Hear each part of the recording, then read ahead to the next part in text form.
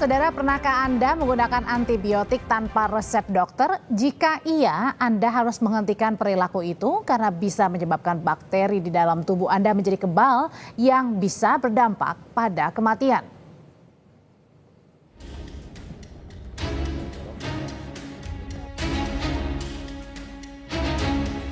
Siti Najwa, mahasiswa semester akhir ini mengaku sering mengonsumsi antibiotik jika batuk meski tanpa resep dokter.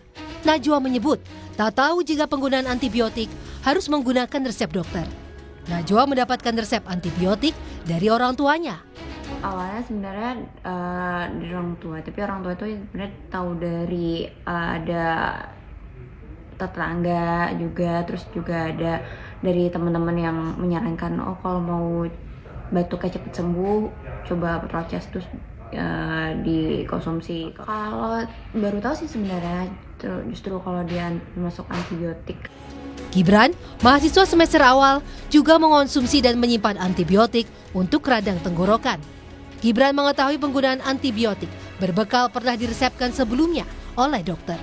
Selanjutnya, jika mengalami gejala radang tenggorokan, Gibran mengonsumsi antibiotik meski tanpa resep dokter. Soalnya saya sempat googling juga gitu tentang radang, itu katanya amoxicillin bisa buat radangnya itu. Iya, nyimpan juga obat amoxicillinnya. Berdasarkan penelitian Yayasan Orang Tua Peduli terhadap mahasiswa non-kedokteran, 74% responden membeli sendiri antibiotik untuk gejala batuk pilek dan sakit tenggorokan. 91% responden menyebut apotek mengizinkan pembelian antibiotik tanpa resep. 55% diantaranya pernah diresepkan antibiotik dari orang tuanya meski tanpa resep dokter. Artinya mereka mendapatkan pendidikan ini dari generasi sebelumnya. Dari generasi artinya dari orang tua mereka. Ini menunjukkan ada dua generasi yang perilaku penggunaan antibiotiknya tidak sesuai. Dan ini adalah ancaman ke generasi selanjutnya apabila anak-anak kosan ini nanti menjadi orang tua. Selain persoalan pengetahuan penggunaan, persoalan lainnya adalah akses antibiotik yang masih mudah di apotek. Kami pun mencoba membeli antibiotik di apotek meski tanpa resep dokter.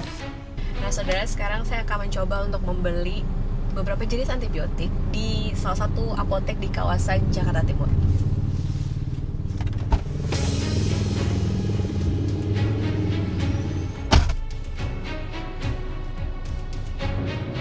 Kami mencoba membeli dua merek antibiotik yang berbeda, meski tanpa membawa resep dokter.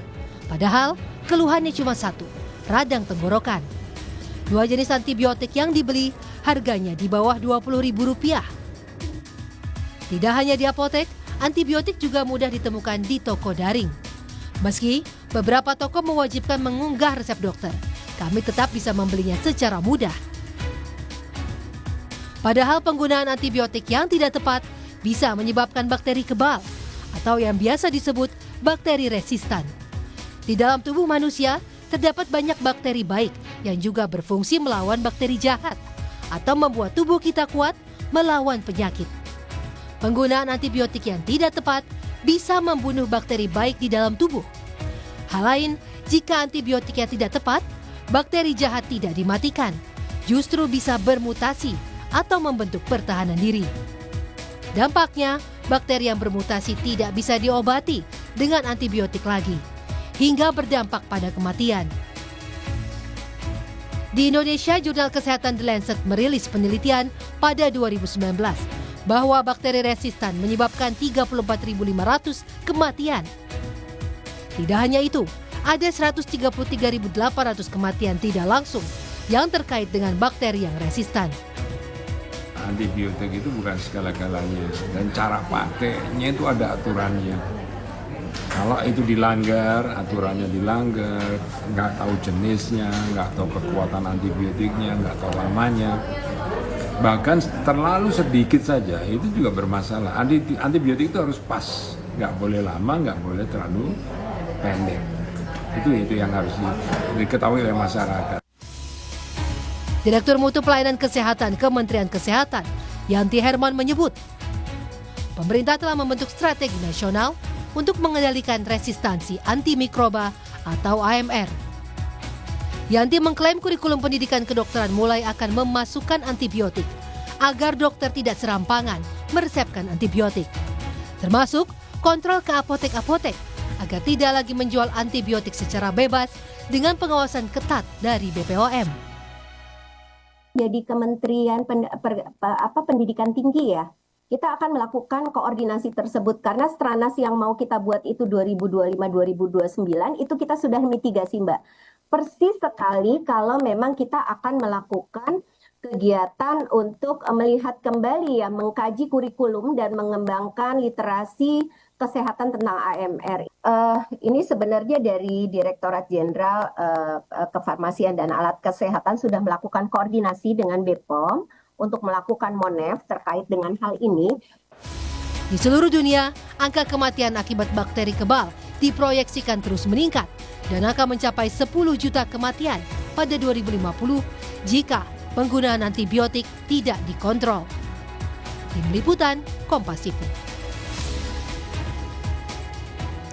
Kepala Badan Pengawasan Obat dan Makanan atau BPOM Taruna Ikrar menyebut 75% obat antibiotik dipakai tanpa resep dokter sepanjang 2021 hingga 2023. Taruna Ikrar menegaskan distributor obat yang melanggar aturan terkait penjualan antibiotik bisa terancam pencabutan izin distribusi hingga terjerat pidana.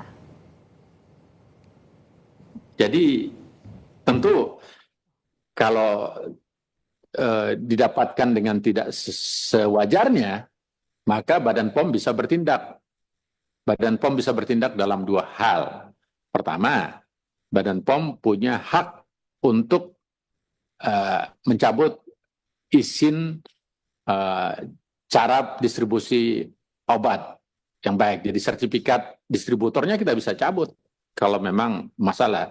Nah, demikian juga fasilitas kesehatan yang lain, walaupun ini domainnya Kementerian Kesehatan, tetapi kan dalam hal cara pelayanan farmasi yang benar kan kita bisa juga cabut izin itu.